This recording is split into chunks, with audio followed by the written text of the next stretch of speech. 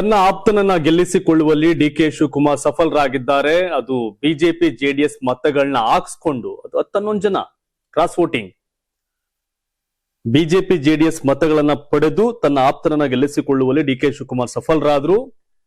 BJP ಜೆಡಿಎಸ್ಗೆ ಆ 11 ಜನ ಕತ್ತು ಕೊಯ್ದಿದ್ಯಾರು, ಬೆನ್ನಿಗೆ ಚೂರಿ ಹಾಕಿದ ಶಾಸಕರು ಯಾರು ಅನ್ನೋ ಚರ್ಚೆ ಆ ಪಾರ್ಟಿಗಳು ಶುರುವಾಗಿದೆ. ಇನ್ನೊಂದ್ ಕಡೆ ಡಿಕೆ ಶಿವಕುಮಾರ್ ಈ ಗೆಲುವನ್ನ ಸಂಭ್ರಮಿಸ್ಕೊಂಡು ಈಗ ತಿರುಪತಿ ಕಡೆ ಹೊರಟಿದ್ದಾರೆ. ಇನ್ನು ಲೋಕಸಭೆಯಲ್ಲಿ ಮತ್ತೆ ಕ್ಷೇತ್ರ ಪುನರ್ವಿಂಗಡಣೆ, ಮಹಿಳಾ ಮೀಸಲು ಬಿಲ್ ಅನ್ನ ತರೋಕೆ ಮಂಡಿಸೋಕೆ ಹೊರಟಿದ್ದಾರೆ ಬಿಜೆಪಿ ಮತ್ತೆ ಎನ್ಡಿಎ ನಾಯಕರು. ಹಾಗೆ ಮಹಾರಾಷ್ಟ್ರದಲ್ಲೂ ಕೂಡ ಒಂದಷ್ಟು ಸಂಘರ್ಷ ಆಗ್ತಿದೆ. ಉದ್ಧವ್ ಠಾಕ್ರೆಯ ಶಿವಸೇನೆ ಸಂಕಷ್ಟದಲ್ಲಿದೆ. ಈ ಎಲ್ಲಾ ಸುದ್ದಿಗಳು ಇವತ್ತಿನ ಪ್ರೈಮ್ ಟೈಮ್ ನ್ಯೂಸ್ ಅಲ್ಲಿ ಪ್ರಮುಖ 10 ಸುದ್ದಿಗಳನ್ನ ಮಿಸ್ ಮಾಡದೆ ಕಡೆವರೆಗೂ ನೋಡಿ. ಎಲ್ರಿಗೂ ಸ್ವಾಗತ, ನಾನ್ ಶಿವಕುಮಾರ್. ಅದಕ್ಕಿಂತ ಮುಖ್ಯವಾಗಿ ನೀವೇನು ನಮ್ಮ ಕರ್ನಾಟಕ ಟಿವಿನ ಯೂಟ್ಯೂಬ್ ಅಲ್ಲಿ ಸಬ್ಸ್ಕ್ರೈಬ್ ಮಾಡಿಲ್ಲ ಅಂದ್ರೆ ಈ ಕೂಡಲೇ ಸಬ್ಸ್ಕ್ರೈಬ್ ಮಾಡಿ. ನಮಗ್ ಸಪೋರ್ಟ್ ಮಾಡಬೇಕು ಅಂತಿದ್ರೆ ಜಾಯಿನ್ ಬಟನ್ ಕ್ಲಿಕ್ ಮಾಡಿ ನೀವು ನಮ್ಮಲ್ಲಿ ಸಹಾಯ ಮಾಡಬಹುದು ನಮಗೂ ಕೂಡ. ಎಲ್ರಿಗೂ ಮತ್ತೊಮ್ಮೆ ಸ್ವಾಗತ. ಸುದ್ದಿ ನೋಡೋಣ ಬನ್ನಿ. ರಾಜ್ಯ ರಾಜಕೀಯದಲ್ಲಿ ತೀವ್ರ ಕುತೂಹಲ ಕೆರಳಿಸಿದ್ದ ವಿಧಾನ ಪರಿಷತ್ತಿನ 7 ಸ್ಥಾನಗಳ ಚುನಾವಣೆಯಲ್ಲಿ ಕಾಂಗ್ರೆಸ್ ಭರ್ಜರಿ ಯಶಸ್ಸನ್ನು ಸಾಧಿಸಿದೆ. ತೀವ್ರ ಪೈಪೋಟಿ ನಿರೀಕ್ಷಿಸಲಾಗಿದ್ದ 7ನೇ ಸ್ಥಾನದಲ್ಲಿ ಕಾಂಗ್ರೆಸ್ನ 5ನೇ ಅಭ್ಯರ್ಥಿ ವಿನಯ್ ಕಾರ್ತಿಕ್ ಗೆಲುವಿನ ನಗೆ ಬೀರಿದ್ದು, ಜೆಡಿಎಸ್ ಅಭ್ಯರ್ಥಿ ಕೆಎನ್ ಗೋವಿಂದರಾಜು ಹೀನಾಯವಾಗಿ ಸೋಲನ ಕಂಡಿದ್ದಾರೆ. ಮೂಲಗಳ ಪ್ರಕಾರ ಕಾಂಗ್ರೆಸ್ ಅಭ್ಯರ್ಥಿ ವಿನಯ್ ಕಾರ್ತಿಕ್ ಅವರಿಗೆ 32 ಮತಗಳು ಲಭಿಸಿದ್ದು, ಬಿಜೆಪಿ ಹಾಗೂ ಜೆಡಿಎಸ್ ನಿಂದ ನಡೆದ ಅಡ್ಡ ಮತದಾನವೇ ಅವರ ಗೆಲುವಿಗೆ ನಿರ್ಣಾಯಕವಾಗಿದೆ ಎನ್ನಲಾಗಿದೆ. ಚುನಾವಣೆಯಲ್ಲಿ ಬಿಜೆಪಿ ಮತ್ತು ಜೆಡಿಎಸ್ ಶಿಬಿರದಿಂದ ಟೀಮ್ನಿಂದ ಒಟ್ಟು 11 ಶಾಸಕರು ಅಡ್ಡ ಮತದಾನ ಮಾಡಿರುವ ಮಾಹಿತಿ ಲಭ್ಯವಾಗಿದೆ. ಬಿಜೆಪಿಯಿಂದ 4 ಹಾಗೂ ಜೆಡಿಎಸ್ ನಿಂದ 6 ರಿಂದ 7 ಶಾಸಕರು ಕಾಂಗ್ರೆಸ್ ಅಭ್ಯರ್ಥಿಗೆ ಬೆಂಬಲ ನೀಡಿರುವ ಸಾಧ್ಯತೆ ಬಗ್ಗೆ ರಾಜಕೀಯ ವಲಯದಲ್ಲಿ ಚರ್ಚೆ ಜೋರಾಗಿದೆ. ಇದರ ಪರಿಣಾಮವಾಗಿ ಕಾಂಗ್ರೆಸ್ನ 5ನೇ ಅಭ್ಯರ್ಥಿ ನಿರೀಕ್ಷೆಗೂ ಮೀರಿ ಮತಗಳನ್ನು ಪಡೆದು ಗೆಲುವನ್ನ ಸಾಧಿಸಿದ್ರೆ, ಜೆಡಿಎಸ್ ಅಭ್ಯರ್ಥಿ ಕೆಎನ್ ಗೋವಿಂದರಾಜು ಕೇವಲ 14 ಮತಗಳನ್ನ ಮಾತ್ರ ಪಡೆದು ಭಾರಿ ಮುಖಭಂಗ ಅನುಭವಿಸಿದ್ದಾರೆ. ಒಟ್ಟು 222 ಶಾಸಕರು ಮತದಾನದಲ್ಲಿ ಭಾಗವಹಿಸಿದ್ದು, 100% ಮತದಾನ ದಾಖಲಾಗಿದೆ. ಆದರೆ ಮತ ಎಣಿಕೆ ವೇಳೆ 1 ಮತ ಅಸಿಂಧು ಎಂದು ಘೋಷಿಸಲಾಯಿತು.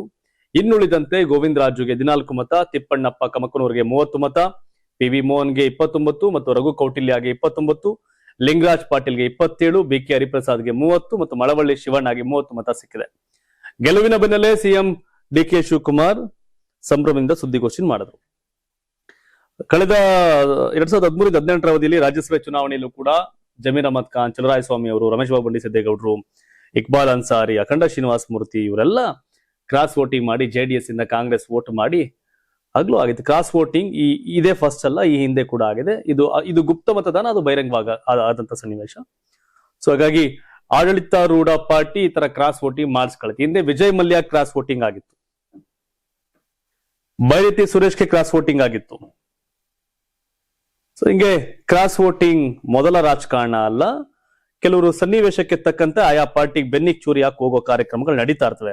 ಬೆನ್ನಿಗೆ ಚೂರಿನೋ ಆ ಪಾರ್ಟಿಯಿಂದ ಅನ್ಯಾಯ ಆಯ್ತು ನಡೀತಾ ಇರುತ್ತೆ. ಬಟ್ ಈ ಸರಿ ಜೆಡಿಎಸ್ ಬಿಜೆಪಿಗೆ ದೊಡ್ಡ ಇದೊಂದು ರೀತಿಯ ಶಾಕ್ ಅಂತ ಹೇಳ್ಬೋದು. ಯಾಕಂದ್ರೆ ಇವರು ಯಲ್ಲಾಪುರದ ಶಿವರಾಮ ಹೆಬ್ಬಾರು, ಯಶವಂತಪುರದ ಎಸ್ ಟಿ ಸೋಮಶೇಖರ್ ಓಟ್ ಹಾಕದ್ ಬೇರೆ ಕಾಂಗ್ರೆಸ್ಗೆ.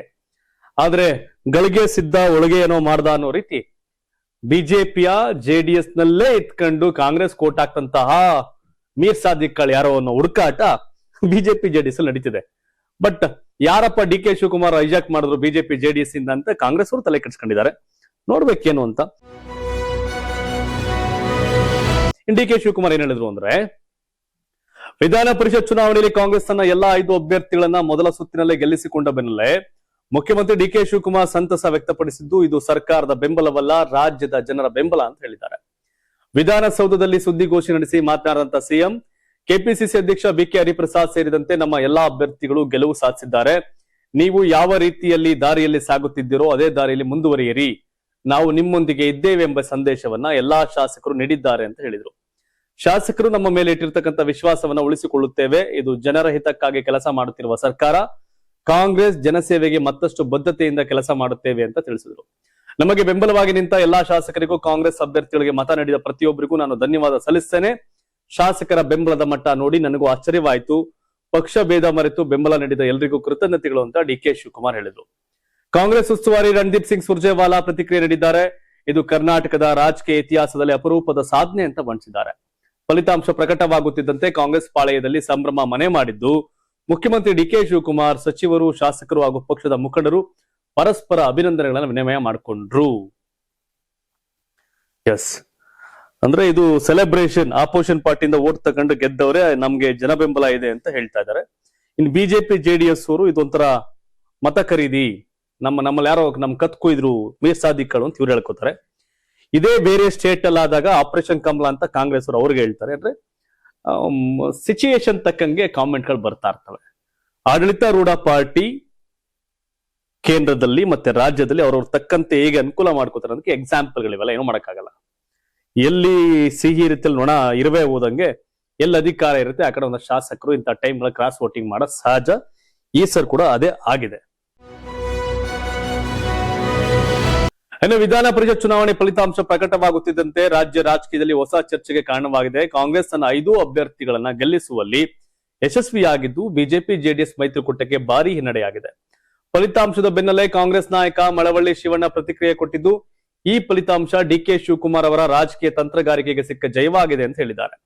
ಇದು ಕೇವಲ ಚುನಾವಣಾ ಗೆಲುವಲ್ಲ, ಅಭಿವೃದ್ಧಿ ರಾಜಕಾರಣಕ್ಕೆ ದೊರೆತ ಬೆಂಬಲವಾಗಿದೆ ಅಂತ ಅಭಿಪ್ರಾಯಪಟ್ಟರು.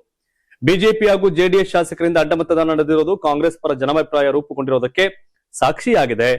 ಪ್ರತಿಪಕ್ಷಗಳ ಕೋಮುವಾದ ಹಾಗೂ ಜಾತಿವಾದ ರಾಜಕಾರಣವನ್ನ ಶಾಸಕರು ತಿರಸ್ಕರಿಸಿದ್ದಾರೆ ಎಂಬ ಸಂದೇಶ ಈ ಫಲಿತಾಂಶದಿಂದ ಹೊರಬಂದಿದೆ ಅಂತ ಶಿವಣ್ಣ ಹೇಳಿದರು.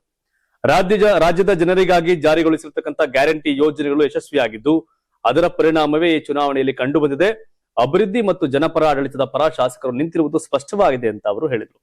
ಈ ಫಲಿತಾಂಶ ಕೇವಲ ಪರಿಷತ್ ಚುನಾವಣೆಗೆ ಸೀಮಿತವಾಗಿಲ್ಲ, 2028ರ ವಿಧಾನಸಭೆ ಚುನಾವಣೆಯ ದಿಕ್ಸೂಚಿಯಾಗಿದ್ದು ಕಾಂಗ್ರೆಸ್ ಮತ್ತೊಮ್ಮೆ ಜನರ ವಿಶ್ವಾಸ ಗಳಿಸ್ತಾ ಇದೆ ಎಂಬುದಕ್ಕೆ ಇದು ಸ್ಪಷ್ಟ ಸಂಕೇತವಾಗಿದೆ ಅಂತ ಮಳವಳ್ಳಿ ಶಿವಣ್ಣ ವಿಶ್ವಾಸವನ್ನು ವ್ಯಕ್ತಪಡಿಸಿದರು.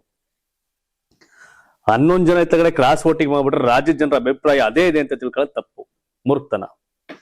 ಆದ್ರೆ ಗೆದ್ದವ್ರೆ. ಬಟ್ ಇವರು ಸಿದ್ದರಾಮಯ್ಯ ಅವರ ಎಡ ಬಲನೇ ಯಾವಾಗ್ಲೂ ಓಡಾಡ್ತಂತ ಶಿವಣ್ಣ ಅವ್ರು ನಮ್ಗೂ ಆತ್ಮೀಯರೇ, ನಮ್ಮ ಮಂಡ್ಯದವರು, ಮಳವಳ್ಳಿ ಶಿವಣ್ಣ, ದಳತ್ಪುರ ಶಿವಣ್ಣ. ಆದ್ರೆ ಇದು ಡಿ ಕೆ ಶಿವಕುಮಾರ್ ಗೆಲುವು ಅಂತ ಹೇಳ್ತಾರೆ. ಕರೆಕ್ಟ್, ಡಿ ಕೆ ಶಿವಕುಮಾರ್ ಸ್ಟ್ರಾಟಜಿಯ ಗೆಲುವು.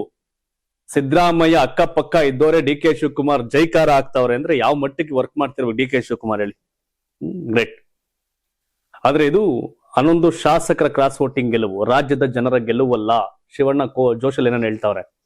ಜನಾಭಿಪ್ರಾಯ ಬರೋದು ಮಾಮೂಲಿ MLA ಎಲೆಕ್ಷನ್ ಅಲ್ಲಿ, GBA election, local body election, ಹೌದಲ್ಲೂ ಹಿಂಗೆ ಗೆದ್ಬಿಟ್ರೆ ಗ್ರೇಟ್. ಅದು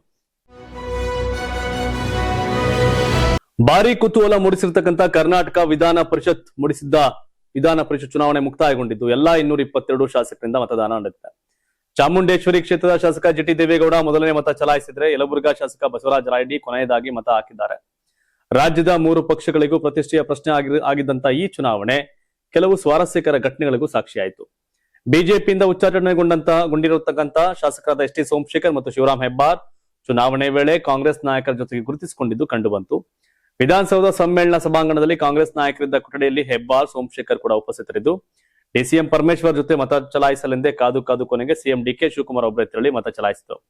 ಮಧ್ಯಾಹ್ನ 1 ಗಂಟೆಗೆ ಡಾಕ್ಟರ್ ಪರಮೇಶ್ವರ್ ಬರ್ತಾರೆ ಎನ್ನಲಾಗಿತ್ತಾದ್ರೂ 1:30 ಬಂದಿರಲಿಲ್ಲ. ಅನಾರೋಗ್ಯದ ಹಿನ್ನೆಲೆ ತಡವಾಗಿ ಪರಮೇಶ್ವರ್ ಆಗಮಿಸಿದ್ದು ಮಾಸ್ಕ್ ಹಾಕೊಂಡು ಬಂದೇ ವೋಟ್ ಮಾಡಿದ್ರು. ಚುನಾವಣಾ ಅಖಾಡಕ್ಕಿಳಿದಿರ್ತಕ್ಕಂಥ ಏಕೈಕ ಅಭ್ಯರ್ಥಿಯ ಗೆಲುವಿಗೆ ಜೆಡಿಎಸ್ ನಾನಾ ಕಸರತ್ತು ನಡುವೆ ಜಿಟಿ ದೇವೇಗೌಡ ಪ್ರತ್ಯೇಕವಾಗಿ ಬಂದು ಮತ ಚಲಾಯಿಸಿರೋದು ಭಾರಿ ಕುತೂಹಲ ಮೂಡಿಸಿತು. ಕಾಗವಾಡದ ಕಾಂಗ್ರೆಸ್ ಶಾಸಕ ರಾಜು ಕಾಗೆ ಅವರು ಅನಾರೋಗ್ಯ ಸಮಸ್ಯೆ ನಡುವೆಯೂ ವೀಲ್ ಚೇರ್ ನಲ್ಲಿ ಆಗಮಿಸಿ ತಮ್ಮ ಹಕ್ಕು ಚಲಾಯಿಸಿದರು. ಮತ್ತೋರ್ವ ಶಾಸಕ ಇಕ್ಬಾಲ್ ಹುಸೇನ್ ಕೂಡ ಅನಾರೋಗ್ಯದ ನಡುವೆಯೂ ಆಗಮಿಸಿ ಮತದಾನ ಪ್ರಕ್ರಿಯೆಯಲ್ಲಿ ಭಾಗಿಯಾಗಿರೋದು ಗಮನ ಸೆಳೀತು. GT ಅವರು ರೆಬಲ್ ಸ್ಟಾರ್, ಈಗ ಅವ್ರಿಗೆ ಹೆಂಗ್ ಅನ್ಸುತ್ತೆ ಹಂಗ್ ಮಾಡ್ತಾರೆ. ಸೊ ಹಾಗಾಗಿ ಇನ್ನು ಹುಷಾರಿದ್ರು ವೋಟ್ ಹಾಕ್ಲೇಬೇಕು, ವೋಟ್ ಇಂಪಾರ್ಟೆಂಟ್ ಅಲ್ಲ. ಸೊ ಹಾಗಾಗಿ ಎಲ್ಲರೂ ವೋಟ್ ಮಾಡಿದ್ದಾರೆ. ಕೇಂದ್ರ ಸಚಿವ ಎಚ್ ಡಿ ಕುಮಾರಸ್ವಾಮಿ ಅವರ ಅಸಂಬದ್ಧ ಅನಗತ್ಯ ಹೇಳಿಕೆಗಳಿಗೆ ನಾನು ಪ್ರತಿಕ್ರಿಯಿಸಲ್ಲ ಅಂತ ಸಿಎಂ ಡಿಕೆ ಶಿವಕುಮಾರ್ ಗುರುವಾರ ಪ್ರತಿಕ್ರಿಯೆ ಕೊಟ್ಟರು. ಸುದ್ದಿಗಾರರು ವಿಧಾನಸೌಧದಲ್ಲಿ ಎಚ್ ಡಿ ಕುಮಾರಸ್ವಾಮಿ ಅವರು ಬ್ಲೂ ಫಿಲ್ಮ್ ಮಾಡಿಸುವ ಆರೋಪ ಮಾಡಿದ್ದಾರೆ ಎಂದು ಪ್ರಶ್ನಿಸಿದಾಗ ಅವರು ಈ ಮಟ್ಟಕ್ಕೆ ಮಾತನಾಡಬಾರದು, ಅವರ ಘನತೆಗೆ ತಕ್ಕದಾದುದಲ್ಲ, ಅವರ ಅಸಂಬದ್ಧ ಅನಗತ್ಯ ಹೇಳಿಕೆಗಳಿಗೆ ನಾನು ಪ್ರತಿಕ್ರಿಯಿಸಲು ಬಯಸೋದಿಲ್ಲ ಅಂತ ಹೇಳಿದ್ರು. ಹಿರಿತನವನ್ನ ಕಾಪಾಡಿಕೊಂಡು ಹೋಗ್ಲಿ, ಅಸೂಯೆಗೆ ಮದ್ದಿಲ್ಲ ಎಂದು ಪ್ರತಿಕ್ರಿಯೆಯನ್ನ ಕೊಟ್ಟರು.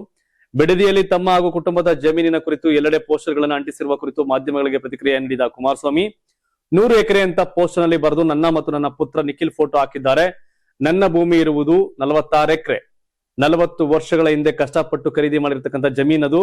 ಅದು ಬಿಟ್ಟು ನನ್ನ ಹೆಸರಲ್ಲಿ ಯಾವ ಜಮೀನು ಇಲ್ಲ. 100 ಎಕರೆ ಎಲ್ಲಿದೆ ಎಂದು ಅವರು ತೋರಿಸಲಿ.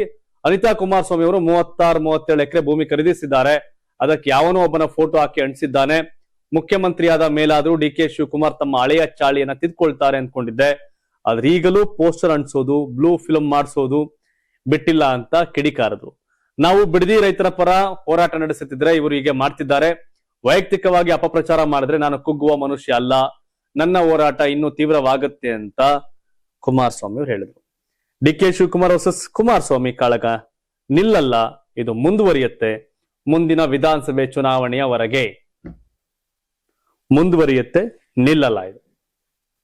ಯಾಕೆಂದ್ರೆ ಅವ್ರು ಇವ್ರ ವಿರುದ್ಧ ಗುದ್ದಾಡ್ಬೇಕು, ಇವ್ರು ಅವ್ರ ವಿರುದ್ಧ ಗುದ್ದಾಡ್ಬೇಕು, ಇವ್ರು ಅವ್ರ ವಿರುದ್ಧ MLA ಗೆಲ್ಸ್ಬೇಕು, ಇವ್ರು ಅವ್ರ ಜೆಡಿಎಸ್ ವರ್ಸಸ್ ಕಾಂಗ್ರೆಸ್ ಕಾಳಗ, ಕುಮಾರಸ್ವಾಮಿ ವರ್ಸಸ್ ಡಿ ಕೆ ಕಾಳಗ ಇದು. ವಿಧಾನ ಪರಿಷತ್ ಚುನಾವಣೆಯಲ್ಲಿ ಬಿಜೆಪಿ ಜೆಡಿಎಸ್ ಮೈತ್ರಿಕೂಟಕ್ಕೆ ಭಾರಿ ಮುಖಭಂಗ ಉಂಟಾದ ಬೆನ್ನಲ್ಲೇ ಬಿಜೆಪಿ ನಾಯಕರು ತುರ್ತು ಸಭೆ ನಡೆಸಿದ್ದಾರೆ. ಅಡ್ಡ ಮತದಾನ ಮಾಡಿದ ಶಾಸಕರು ಯಾರು ಎಂಬುದನ್ನು ಪತ್ತೆ ಹಚ್ಚೋಕೆ ವಿಧಾನಸೌಧದಲ್ಲಿ ಮಹತ್ವದ ಚರ್ಚೆ ನಡೆದಿದೆ. ಮೂಲಗಳ ಪ್ರಕಾರ ಬಿಜೆಪಿ ಅಭ್ಯರ್ಥಿ ಲಿಂಗರಾಜ್ ಪಾಟೀಲ್ ಅವರಿಗೆ ಬರಬೇಕಿದ್ದ ಎಲ್ಲಾ ಮತಗಳು ಸಿಗದೆ 30 ಶಾಸಕರ ಪೈಕಿ ಕೇವಲ 27 ಶಾಸಕರು ಮಾತ್ರ ಅವರ ಪರ ಮತ ಚಲಾಯಿಸಿರುವ ಮಾಹಿತಿ ಲಭ್ಯವಾಗಿದೆ. ಹೀಗಾಗಿ ಬಿಜೆಪಿಯ ಕನಿಷ್ಠ 3 ರಿಂದ 4 ಶಾಸಕರು ಪಕ್ಷದ ವಿಪ್ ಉಲ್ಲಂಘಿಸಿ ಅಡ್ಡ ಮತದಾನ ಮಾಡಿರುವ ಶಂಕೆ ವ್ಯಕ್ತವಾಗಿದೆ. ಪರಿಷತ್ ಚುನಾವಣೆ ಫಲಿತಾಂಶ ಹೊರಬಿದ್ದ ತಕ್ಷಣವೇ ಬಿಜೆಪಿ ನಾಯಕರು ವಿಧಾನಸೌಧದಲ್ಲಿ ಸಭೆ ನಡೆಸಿ ಲಿಂಗರಾಜ್ ಪಾಟೀಲ್ ಅವರಿಗೆ ಮತ ಹಾಕಿದ ಶಾಸಕರ ಪಟ್ಟಿಯನ್ನ ಪರಿಶೀಲಿಸಿದ್ದಾರೆ. ಯಾವ ಶಾಸಕರು ಪಕ್ಷದ ಸೂಚನೆಗೆ ವಿರುದ್ಧವಾಗಿ ಮತ ಚಲಾಯಿಸಿದ್ದಾರೆ ಎಂಬುದರ ಕುರಿತು ಸುದೀರ್ಘ ಚರ್ಚೆ ನಡೆಸಿದ್ದಾರೆ. ಬಿಜೆಪಿ ಅಷ್ಟೇ ಅಲ್ಲದೆ ಜೆಡಿಎಸ್ ನಲ್ಲೂ ಅಡ್ಡ ಮತದಾನ ನಡೆದಿದೆ. ಜೆಡಿಎಸ್ ಅಭ್ಯರ್ಥಿ ಕೆಎನ್ ಗೋವಿಂದರಾಜು ನಿರೀಕ್ಷೆಗಿಂತ ಕಡಿಮೆ ಮತ ಪಡೆದಿರುವುದು ಮೈತ್ರಿಕೂಟಕ್ಕೆ ಮತ್ತಷ್ಟು ಆಘಾತ ಕೊಟ್ಟಿದೆ. ಮೂಲಗಳ ಪ್ರಕಾರ ಜೆಡಿಎಸ್ ಕೆಲ ಶಾಸಕರು ಹಾಗೂ ಬಿಜೆಪಿಯ 4 ಶಾಸಕರು ಕ್ರಾಸ್ ವೋಟಿಂಗ್ ಮಾಡಿದ್ದು ರಾಜಕೀಯ ವಲಯದಲ್ಲಿ ಚರ್ಚೆಗಳು ನಡೀತಾ ಇದೆ. ಮೈತ್ರಿಕೂಟದೊಳಗಿನ ಅಡ್ಡ ಮತದಾನ ಕಾಂಗ್ರೆಸ್ಗೆ ದೊಡ್ಡ ಲಾಭ ತಂದಿದೆ. ಕಾಂಗ್ರೆಸ್ ತನ್ನ ಎಲ್ಲಾ 5 ಅಭ್ಯರ್ಥಿಗಳನ್ನ ಗೆಲ್ಲಿಸಿಕೊಂಡು ಯಶಸ್ವಿಯಾಗಿದೆ. ಆದ್ರೆ ಜೆಡಿಎಸ್ ಬಿಜೆಪಿ ಸೋಲು ಆ ನಾಯಕರನ್ನ ಕಂಗೆಡಿಸಿದೆ. ಕಾರಣ ಇಷ್ಟೇ, ಈ ಮೈತ್ರಿಕೂಟಕ್ಕೆ ದೊಡ್ಡ ಹೊಡ್ತಾ ಇದು. ನಮ್ಮವ್ರು ಯಾರಪ್ಪ, ನಮ್ಗೆ ಶಿಸ್ತಾಗಿ ಮೀರ್ ಸಾದಿ ಕೆಲಸ ಮಾಡಿ ಚೂರಿ ಹಾಕೋದವ್ರು ಅಂತ ಈಗ ಹುಡ್ಕಾಡ್ತಾವ್ರೆ. ಬಟ್ ಸಿಗುತ್ತಾ ನೋಡ್ಬೇಕೇನು ಅಂತ. ಏನೋ ವಿಧಾನ ಪರಿಷತ್ ಚುನಾವಣೆಯಲ್ಲಿ ಹೈಡ್ರಾಮಾ ನಡೀತು. ಮೊದಲೇ ಪತ್ರ ಬರೆದು ಮತ ಹಾಕಲು ಬಂದ ಬಸನಗೌಡ ಪಾಟೀಲ್ ಯತ್ನಾಳ್ ಅವರನ್ನ ಚುನಾವಣಾಧಿಕಾರಿ ತಡೆಯಲು ಯತ್ನಿಸಿದ್ರು. ಆದ್ರೂ ಕ್ಯಾರೆ ಎನ್ನದೆ ಯತ್ನಾಳ್ ತಮ್ಮ ಮತ ಚಲಾಯಿಸಿದ್ರು. ಇದು ಗೌಪ್ಯ ಮತದಾನವಾಗಿದೆ. ಮೊದಲೇ ನಾನು ಬಿಜೆಪಿಗೆ ಮತ ಹಾಕುವುದಾಗಿ ಪತ್ರ ಬರೆದ ಯತ್ನಾಳ್ ಅವರು ಇದೀಗ ಮತ ಚಲಾಯಿಸಿದ್ದು ನಿಯಮ ಮೀರಿದಂತೆ ಅಂತ ಕಾಂಗ್ರೆಸ್ ನಾಯಕರು ಚುನಾವಣಾಧಿಕಾರಿಗೆ ದೂರು ಕೊಟ್ಟರು. ಮತದಾನದ ಬಳಿಕ ಮಾತನಾಡಿದಂತ ಶಾಸಕ ಯತ್ನಾಳ್ ಅವರು ಬಿಜೆಪಿಗೆ ಬೆಂಬಲಿಸುವಂತೆ ಸೂಚಿಸಿದ್ರು. ಹೀಗಾಗಿ ಬಿಜೆಪಿ ವರಿಷ್ಠರು ಹೇಳಿದಂತೆ ನಡೆದುಕೊಂಡಿದ್ದೇನೆ ಎಂದ್ರು. ಮೊದಲೇ ಪತ್ರ ಬರೆಯೋಕ್ಕೂ ಕಾರಣವಿದೆ, ಇಲ್ದಿದ್ರೆ ನಾನು ಕಾಂಗ್ರೆಸ್ಗೆ ಓಟ್ ಹಾಕಿದೆ ಅಂತ ಅಪ್ಪ ಮಕ್ಕಳು ಪುಕಾರ್ ಹಬ್ಬಿಸಿದ್ರು. ಆದ್ರೆ ಆತ್ಮಸಾಕ್ಷಿ ಮತ ಹಾಕಿದ್ದೇನೆ ಅಂತ ಹೇಳಿದ್ರು. ವಿಧಾನ ಪರಿಷತ್ ಚುನಾವಣೆಯ ಮತದಾನದ ವೇಳೆ ಬಿಜೆಪಿ ಉಚ್ಚಾಟಿತ ಶಾಸಕ ಬಸನಗೌಡ ಪಾಟೀಲ್ ಯತ್ನಾಳ್ ಅವರ ಮತವನ್ನ ಅಸಿಂಧುಗೊಳಿಸುವಂತೆ ಕಾಂಗ್ರೆಸ್ ಪಕ್ಷ ಸಲ್ಲಿಸಿದ್ದ ಆಕ್ಷೇಪಣೆಯನ್ನ ಚುನಾವಣಾಧಿಕಾರಿಗಳು ತಿರಸ್ಕಾರ ಮಾಡಿದ್ರು. ಯತ್ನಾಳ್ ಅವರು ಬಿಜೆಪಿ ರಾಷ್ಟ್ರೀಯ ಅಧ್ಯಕ್ಷರಿಗೆ ಬಹಿರಂಗವಾಗಿ ಪತ್ರ ಬರೆದು ಮತದಾನದ ಬಗ್ಗೆ ಮಾಹಿತಿ ನೀಡಿರುವುದಾಗಿ ಹೇಳಿದ್ದ ಹಿನ್ನೆಲೆಯಲ್ಲಿ ಅವರು ಚುನಾವಣಾ ನಿಯಮಗಳನ್ನು ಉಲ್ಲಂಘಿಸಿದ್ದಾರೆ ಅಂತ ಕಾಂಗ್ರೆಸ್ ಆಕ್ಷೇಪ ವ್ಯಕ್ತಪಡಿಸಿತ್ತು. ಕಾಂಗ್ರೆಸ್ ನಾಯಕರು ರೂಲ್ 39 ಉಲ್ಲಂಘನೆಯಾಗಿದೆ ಅಂತ ಆರೋಪಿಸಿ ಯತ್ನಾಳ್ ಅವರ ಮತವನ್ನ ಅಸಿಂಧುಗೊಳಿಸುವಂತೆ ಚುನಾವಣಾಧಿಕಾರಿಗಳಿಗೆ ಮನವಿ ಸಲ್ಲಿಸಿದ್ರು. ಆದರೆ ಪ್ರಕರಣವನ್ನ ಪರಿಶೀಲಿಸಿದ ಚುನಾವಣಾಧಿಕಾರಿಗಳು ಮತಗಟ್ಟೆಯೊಳಗೆ ಯಾವುದೇ ರೀತಿಯ ನಿಯಮ ಉಲ್ಲಂಘನೆ ನಡೆದಿರುವುದು ಕಂಡು ಬಂದಿಲ್ಲ ಅಂತ ಸ್ಪಷ್ಟಪಡಿಸಿ ಕಾಂಗ್ರೆಸ್ ನಾಯಕರ ಆಕ್ಷೇಪಣೆಯನ್ನ ತಳ್ಳಹಾಕಿದ್ರು. ಯತ್ನಾಳು ಮತ್ತೆ ಬಿಜೆಪಿಗೆ ಓಟ್ ಹಾಕವ್ರೆ. ರೆಬಲ್ ಸ್ಟಾರ್ ಆಚೆ ಹಾಕಿದ್ರು ಕೂಡ ಪಾರ್ಟಿಗೆ ಓಟ್ ಹಾಕೋರು, ಅಲ್ಲಿ ಗೆದ್ದಿದ್ದೀನಿ ಅಂತ. ಮತ್ತೆ ಎಲೆಕ್ಷನ್ ಟೈಮ್ ಬಂದು ಸೇರ್ಕತಾರಷ್ಟೇ. ಮಹಾರಾಷ್ಟ್ರ ರಾಜಕಾರಣದಲ್ಲಿ ಶಿವಸೇನೆ ಪಕ್ಷಕ್ಕೆ ಭಾರಿ ಆಘಾತ ಎದುರಾಗಿದ್ದು ಉದ್ಧವ್ ಠಾಕ್ರೆ ಬಣದ 9 ಲೋಕಸಭಾ ಸಂಸದರ ಪೈಕಿ 6 ಬಂಡಾಯ ಸಂಸದರು ದೆಹಲಿಯಲ್ಲಿ ಲೋಕಸಭಾ ಸ್ಪೀಕರ್ ಓಂ ಬಿರ್ಲಾ ಅವರನ್ನ ಭೇಟಿಯಾಗಿ ಪತ್ರ ಸಲ್ಲಿಸಿದ್ದಾರೆ. ಶಿವಸೇನೆ ಪಕ್ಷದಲ್ಲಿ ಮತ್ತೊಮ್ಮೆ ಭಾರಿ ಬಿರುಕು ಉಂಟಾಗಿದ್ದು 6 ಲೋಕಸಭಾ ಸಂಸದರು ಉದ್ಧವ್ ಠಾಕ್ರೆ ವಿರುದ್ಧ ಬಂಡಾಯವೆದ್ದಿದ್ದಾರೆ. ಲೋಕಸಭಾ ಸ್ಪೀಕರ್ ಓಂ ಬಿರ್ಲಾ ಅವರಿಗೆ 4 ಪುಟಗಳ ಸುದೀರ್ಘ ಪತ್ರ ನೀಡಿರ್ತಕ್ಕಂಥ ಬಂಡಾಯ ಸಂಸದರು ಉದ್ಧವ್ ಠಾಕ್ರೆ ಅವರು ಶಿವಸೇನೆಯನ್ನು ಕಾಂಗ್ರೆಸ್ ಪಕ್ಷದೊಂದಿಗೆ ವಿಲೀನಗೊಳಿಸಲು ರಹಸ್ಯ ಯೋಜನೆ ರೂಪಿಸಿದ್ದಾರೆ. ನಮಗೆ ಅವರ ನಾಯಕತ್ವದ ಮೇಲೆ ನಂಬಿಕೆ ಇಲ್ಲ, ಹೀಗಾಗಿ ನಾವು ಆ ಪಕ್ಷದಿಂದ ಹೊರಬರ್ತಿದ್ದೇವೆ ಅಂತ ಗಂಭೀರ ಆರೋಪ ಮಾಡಿದ್ದಾರೆ. ಅಲ್ಲದೆ ತಾವು ಏಕನಾಥ್ ಶಿಂದೆ ನೇತೃತ್ವದ ಅಸಲಿ ಶಿವಸೇನೆಯೊಂದಿಗೆ ವಿಲೀನಗೊಳ್ಳುವುದಾಗಿ ಘೋಷಿಸಿದ್ದಾರೆ. ಬಂಡಾಯ ಸಂಸದರು ಉದ್ಧವ್ ಠಾಕ್ರೆ ಅವರ ನಾಯಕತ್ವದ ಬಗ್ಗೆ ತೀವ್ರ ಅಸಮಾಧಾನ ಹೊರಹಾಕಿದ್ದಾರೆ. ತಮ್ಮ ಕ್ಷೇತ್ರಗಳಿಗೆ ಭೇಟಿ ನೀಡುವಂತೆ ಪದೇ ಪದೇ ಮನವಿ ಮಾಡಿದ್ರು. ಉದ್ಧವ್ ಠಾಕ್ರೆ ಅದನ್ನು ನಿರ್ಲಕ್ಷಿಸಿದ್ರು ಮತ್ತು ಚುನಾವಣಾ ಸಮಯದಲ್ಲಿ ಪಕ್ಷದಿಂದ ಯಾವುದೇ ಬೆಂಬಲ ಸಿಕ್ಕಿರಲಿಲ್ಲ ಅಂತ ಸಂಸದರು ಆರೋಪ ಮಾಡಿದ್ರು. ಅಷ್ಟೇ ಅಲ್ಲದೆ ಉದ್ಧವ್ ಠಾಕ್ರೆ ಅವರ ಪುತ್ರ ಆದಿತ್ಯ ಠಾಕ್ರೆ ಅವರನ್ನ ಭೇಟಿಯಾಗಲು ಕೂಡ ತಮಗೆ ಅವಕಾಶ ಸಿಗ್ತಾ ಇರಲಿಲ್ಲ ಅಂತ ಬೇಸರವನ್ನು ತೋಡಿದ್ದಾರೆ. ಅಂದ್ರೆ ಪಾರ್ಟಿ ಬಿಟ್ಟು ಹೋಗ್ಬೇಕಾದ್ರೆ ಆರೋಪಗಳು ಬರ್ತವೆ. ಈಗ ಸಪರೇಟ್ ಗುಂಪು ಅಂತ ಪರಿಗಣಿಸಿ ನಾವು ಏಕನಾಥ್ ಶಿಂದೆ ನೇತೃತ್ವದ ಬಣ ಸೇರ್ತೀವಿ, ವಿಲೀನ ಮಾಡ್ಕೋತೀವಿ ಅಂತ ಹೇಳ್ತಾ ಇದ್ದಾರೆ. ಅಂದ್ರೆ ಲೋಕಸಭೆಯಲ್ಲಿ ಮಹಿಳಾ ಮೀಸಲಾತಿ, ಕ್ಷೇತ್ರ ಪುನರ್ವಿಂಗಡಣೆ ಎಲ್ಲಾ ಬಿಲ್ ಪಾಸ್ ಮಾಡ್ಲಿಕ್ಕೆ ಬಿಜೆಪಿಯವರು ಟಿಎಂಸಿನ, ಆಪ್ನ, ಶಿವಸೇನೆನ ಒಡೆದು ಚೂರ್ ಮಾಡ್ತಾವ್ರೆ. ಬಟ್ ಅವೆಲ್ಲ ರಾಜಕಾರಣದ ಒಂದು ಭಾಗ. ಕರ್ನಾಟಕದಲ್ಲಿ ಕಾಂಗ್ರೆಸ್ ಬಿಜೆಪಿ ಜೆಡಿಎಸ್ ಮತವನ್ನ ಗೌಪ್ಯವಾಗಿ ಹಾಕ್ಸ್ಕೊಳ್ಳೋದು ಸರಿ ಅನ್ನೋದೇ ಆದ್ರೆ ಸುರ್ಜೇವಾಲಾ ಅವರೇ, ಅವರು ಶಿವಸೇನೆ, ಅವ್ರವ್ರ ಮೂಗಿನೇರೆ ಕೆಲವು ಸರಿ ರಾಜಕಾರಣದಲ್ಲಿ ಏನು ಮಾಡಕ್ಕಾಗಲ್ಲ. ಮಹಾರಾಷ್ಟ್ರ ರಾಜಕೀಯದಲ್ಲಿ ಆಪರೇಷನ್ ಟೈಗರ್ ಬೆನ್ನಲ್ಲೇ ಆಪರೇಷನ್ ಗಡಿ ಸದ್ದು ಮಾಡ್ತಾ ಇದೆ. ಅದರಂತೆ ಎನ್ಸಿಪಿ ಶರದ್ ಪವಾರ್ ಬಣದ 4 ಪ್ರಭಾವಿ ಶಾಸಕರು ಮಹಾಯುತಿ ನಾಯಕರ ಸಂಪರ್ಕದಲ್ಲಿದ್ದಾರೆ ಎಂಬ ಸುದ್ದಿ ರಾಜಕೀಯ ವಲಯದಲ್ಲಿ ಸಂಚಲನ ಮೂಡಿಸಿದೆ. ಮಹಾರಾಷ್ಟ್ರದಲ್ಲಿ ಮುಂಬರುವ ವಿಧಾನಸಭೆ ಚುನಾವಣೆಗೆ ಮುನ್ನವೇ ರಾಜಕೀಯ ಚದುರಂಗದಾಟ ಬಿರುಸಿಕೊಂಡಿದೆ. ಶರದ್ ಪವಾರ್ ನೇತೃತ್ವದ ಎನ್ಸಿಪಿ ಪಕ್ಷದ ಸೋಲಾಪುರ ಜಿಲ್ಲೆಯ 4 ಶಾಸಕರು ಮಹಾಯುತಿ ಮೈತ್ರಿಕೂಟದ ಸಂಪರ್ಕದಲ್ಲಿದ್ದಾರೆ ಮತ್ತು ಶೀಘ್ರದಲ್ಲೇ ಅವರು ಆಡಳಿತಾರೂಢ ಮೈತ್ರಿಕೂಟಕ್ಕೆ ಸೇರ್ಪಡೆಯಾಗಲಿದ್ದಾರೆ ಅಂತ ಎನ್ಸಿಪಿ ವಕ್ತಾರ ಉಮೇಶ್ ಪಾಟೀಲ್ ನೀಡಿದ ಹೇಳಿಕೆ ಹೊಸ ಬಿರುಗಾಳಿ ನಂಬಿಸಿದೆ. ಈ ಹೇಳಿಕೆ ಹೊರಬೀಳ್ತಿದ್ದಂತೆ ಎನ್ಸಿಪಿ ಶರದ್ ಚಂದ್ರ ಪವಾರ್ ಪಕ್ಷವು ತಕ್ಷಣವೇ ಎಚ್ಚೆತ್ತುಕೊಂಡಿದ್ದು ತನ್ನ ಎಲ್ಲಾ ಶಾಸಕರು ಹಾಗೂ ಸಂಸದರೊಂದಿಗೆ ನಿರಂತರ ಸಂಪರ್ಕ ಸಾಧಿಸ್ತಾ ಇದೆ. ಮುಂದಿನ 1-2 ದಿನಗಳಲ್ಲಿ ಪಕ್ಷದ ಸಂಸದರ ತುರ್ತು ಸಭೆಯನ್ನ ಕರೆಯಲಾಗಿದೆ. ಉಮೇಶ್ ಪಾಟೀಲ್ ಅವರ ಹೇಳಿಕೆಯ ಪ್ರಕಾರ ಮಹಾಯುತಿ ಮೈತ್ರಿಕೂಟದ ಸಂಪರ್ಕದಲ್ಲಿರುವ ಆ 4 ಶಾಸಕರು ಸೋಲಾಪುರ ಜಿಲ್ಲೆಗೆ ಸೇರಿದವರಾಗಿದ್ದಾರೆ. ಮಲ್ಲಿರಾಯಸ್ ಕ್ಷೇತ್ರದ ಶಾಸಕ ಉತ್ತಮ್ ಜಂಕರ್, ಮಾದಾ ಕ್ಷೇತ್ರದ ಶಾಸಕ ಅಭಿಜಿತ್ ಪಾಟೀಲ್, ಕರ್ಮಲಾ ಕ್ಷೇತ್ರದ ಶಾಸಕ ನಾರಾಯಣ್ ಪಾಟೀಲ್ ಮತ್ತು ಮೊಹೇಲ್ ಕ್ಷೇತ್ರದ ಶಾಸಕ ರಾಜು ಖರೆ ಅವರು ಮಹಾಯುತಿ ನಾಯಕರೊಂದಿಗೆ ಸಂಪರ್ಕದಲ್ಲಿದ್ದಾರೆ ಎನ್ನಲಾಗಿದೆ. ನಡೆಯುತ್ತೆ ಪಾಲಿಟಿಕ್ಸ್. ಈಗ ಯಾರು ಯಾವ ಪಾರ್ಟಿ ಸಿದ್ಧಾಂತ ನಮ್ಕಂಡು ಗೊತ್ತಿಲ್ಲ. ಅವ್ರಿಗೆ ಯಾವ್ದು ಅಧಿಕಾರ ಸಿಗುತ್ತೆ, ಅನುಕೂಲ ಆಗತ್ತೆ, ಅದೇ ಅವ್ರ ಪಾರ್ಟಿ, ಅದೇ ಅವ್ರ ಸಿದ್ಧಾಂತ ನಡೀತಾ ಇರುತ್ತೆ. 2 ತಿಂಗಳ ಹಿಂದಷ್ಟೇ ವಿಪಕ್ಷಗಳ ಹಠದಿಂದ ಸೋಲು ಕಂಡಿದ್ದ ಮಹಿಳಾ ಮೀಸಲಾತಿ ತಿದ್ದುಪಡಿ ಮಸೂದೆ ಹಾಗೂ ಕ್ಷೇತ್ರ ಪುನರ್ವಿಂಗಡಣೆ ಡಿಲಿಮಿಟೇಷನ್ ಮಸೂದೆಗೆ ಮತ್ತೆ ಪುನರುಜ್ಜೀವ ಬಂದಿದೆ. ಬಂಗಾಳದಲ್ಲಿ ಟಿಎಂಸಿ, ಮಹಾರಾಷ್ಟ್ರದಲ್ಲಿ ಉದ್ಧವ್ ಶಿವಸೇನೆ ಬಣ, ಉತ್ತರ ಪ್ರದೇಶ ಸಮಾಜವಾದಿ ಪಕ್ಷಗಳು ಬಿಕ್ಕಟ್ಟು ಏರುತ್ತಿದ್ರೆ ಎತ್ತ ಮೋದಿ ನೇತೃತ್ವದ ಎನ್ಡಿಎ ಸರ್ಕಾರ ಸಂಸತ್ತಿನಲ್ಲಿ ಮತ್ತೆ ಕ್ಷೇತ್ರ ಪುನರ್ವಿಂಗಡಣೆ ಮಸೂದೆ ಹಾಗೂ ಮಹಿಳಾ ಮೀಸಲು ಕಾನೂನಿಗೆ ತಿದ್ದುಪಡಿ ತರುವ ಸಂವಿಧಾನ ಮಸೂದೆ 2026 ಅನ್ನ ಮಂಡಿಸೋಕೆ ಇಚ್ಛಿಸ್ತಾ ಇದೆ. ಈ ಬಗ್ಗೆ ಕೇಂದ್ರ ಸಚಿವ ರಾಮದಾಸ್ ಅಠಾವಳೆ ಮಾಹಿತಿ ಬಹಿರಂಗಪಡಿಸಿದ್ದಾರೆ. ಮಹಾರಾಷ್ಟ್ರದಲ್ಲಿ ಉದ್ಧವ್ ಠಾಕ್ರೆ ಬಣದ ಒಟ್ಟು 9 ಸಂಸದರಲ್ಲಿ 6 ಜನ ಸಂಸದರು ಏಕನಾಥ್ ಶಿಂದೆ ಅವರ ನೇತೃತ್ವದ ಶಿವಸೇನೆ ಸೇರೋಕೆ ಸಿದ್ಧತೆ ನಡೆಸಿದ್ದಾರೆ ಅನ್ನೋದು ಗೊತ್ತಿರೋ ವಿಚಾರ. ಹೀಗಾಗಿ ಇದೆಲ್ಲದರ ಲಾಭ ಎನ್ಡಿಎ ಪಡೆದುಕೊಂಡು ಮತ್ತೊಮ್ಮೆ ಮಹಿಳಾ ಮೀಸಲಾತಿ ಮಸೂದೆ ಮಂಡಿಸುವ ಲೆಕ್ಕಾಚಾರದಲ್ಲಿದೆ. ಈ ಮಸೂದೆ ಅಂಗೀಕಾರವಾಗಲು ಲೋಕಸಭೆ ಒಟ್ಟು 543 ಸ್ಥಾನಗಳಲ್ಲಿ 3/2 ಅಂದ್ರೆ 362 ಸಂಸದರ ಬೆಂಬಲ ಬೇಕಾಗುತ್ತೆ. ಆದ್ರೆ ಪ್ರಸ್ತುತ 3 ಸ್ಥಾನಗಳು ಖಾಲಿ ಇರೋದ್ರಿಂದ ಬಹುಮತದ ಸಂಖ್ಯೆ 360ಕ್ಕೆ ಇಳಿದಿದೆ.